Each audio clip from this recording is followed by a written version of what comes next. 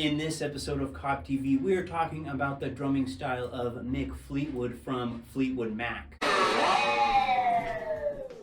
Yes, be sure to like and subscribe for more epic musical content. Now, Mick's father was a poet and a drummer, and that's partly how he became inspired to be a part of the arts. And it was actually the Everly Brothers, like many of his other contemporaries, that inspired him to start his own group. So he formed a band with John McVie, and they became Fleetwood Mac. And the first rendition of Fleetwood Mac was known as Peter Green's Fleetwood Mac, or commonly known as Peter Green's Fleetwood Mac. And they were more of a blues act, and they were still influential in their own right. They influenced Earth, which was Black Sabbath before they became Black Sabbath, and they also influenced Carlos Santana. Yes, most people know Black Magic Woman as a Carlos Santana song, but it's actually a cover of Fleetwood Mac.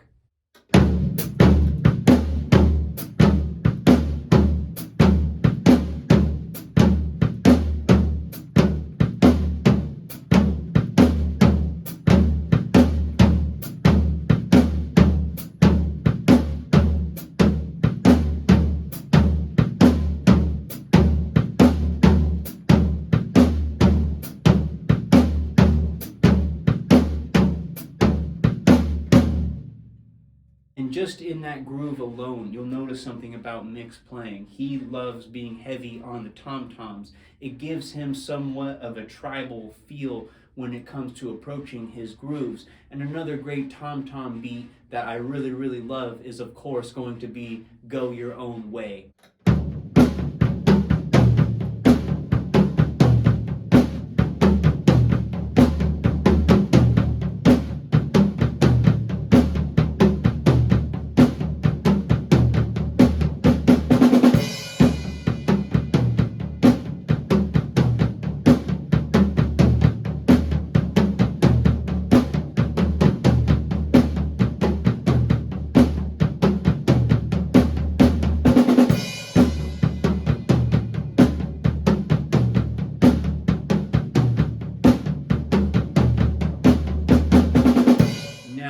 There's been a lot of drummers who's really tried to watch what Mick is doing on a lot of these songs, and they just have a hard time emulating him, not because the parts are hard, but because he's very much a feel player, and he improvises a lot. A lot of that comes from the blues. It stems from being in a blues group, and even if you listen to the recording of Rhiannon, he likes to switch up where the backbeat is. I love this pattern. He's doing a kind of a bossa nova foot ostinato, boom, boom, tss, dum, dum, tss. And he's actually using flams to hit the snare while doing these different tom-tom patterns. And at first the backbeat's on 2, then it's on 2 and 4, and then at different times he'll switch it up to where the backbeat's on 4. And it's hard to trace it. You could notate it note for note, but when he plays it live, he's going to switch it up just depending on how he feels in that moment.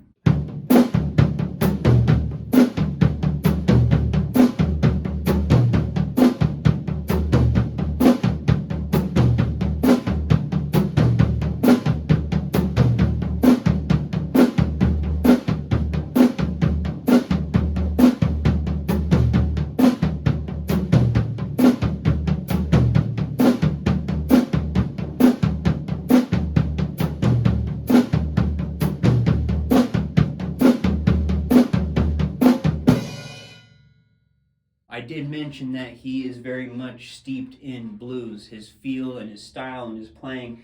And if you listen to the song Don't Stop, he actually has a really tricky shuffle part. If you're not used to playing shuffle with the left hand, you got to really try to ghost those notes and accent the backbeats. And don't forget, when we're building with 2 hands, not to flam both hands at the same time. We want that to be a nice, steady build, starting from very quiet to nice and loud.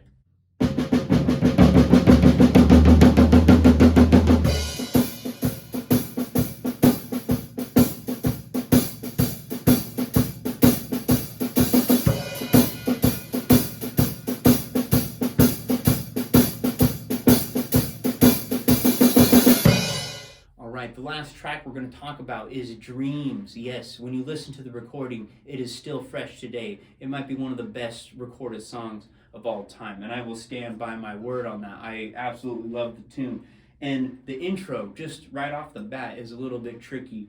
A lot of people, they think maybe it's like a four-stroke rough, but what's actually happening when you watch him closely live, he's going to drag with the left hand, then go right, left, right, and then kick on one, and then crashing on the backbeat with the snare underpinning the crash cymbal. So that's going to be an over-the-bar line fill.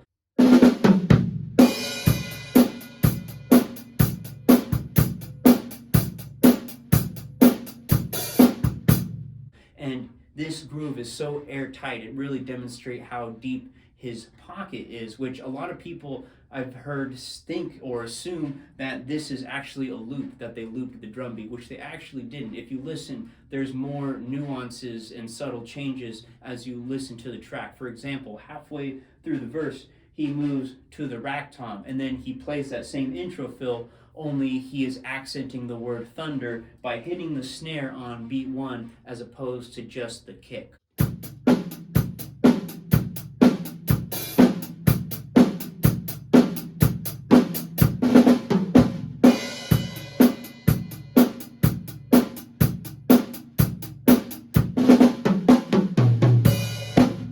Yes, and there's just so many different things that you could listen for when he plays. He's very understated, and it's really all in the music. It's all very much a part of the music. Like the tempo changes from going into the build in the song, the chain, and more. There's just so much to listen to. Mick is very much a drummer's drummer. Like his other English contemporaries, he is also into fast cars and classic cars. He was shown on Top Gear. He also is an entrepreneur. He's very much business-minded. He has said before that while other drummers were maybe thinking about paradiddles, he was thinking about how to get his band a gig. He very much was the main person managing Fleetwood Mac. That's why his name is half of the band's name. And he opened a restaurant called Fleetwood's on Front Street in Maui in the city of Lahaina. And unfortunately Lahaina burnt down, but Mick is such a good man that he did as much as he could to help raise money to rebuild Lahaina where his restaurant once was. And I was very fortunate enough to have gotten to visit the restaurant several times. It was very, very delicious, good food and good drink. All right, so let's tip our hats to Mick Fleetwood by giving this video a like and leave in the comments what one of your favorite Fleetwood Mac songs might be. Be sure to like and subscribe for more epic musical content. But in case I don't see you, good afternoon, good evening, and good night.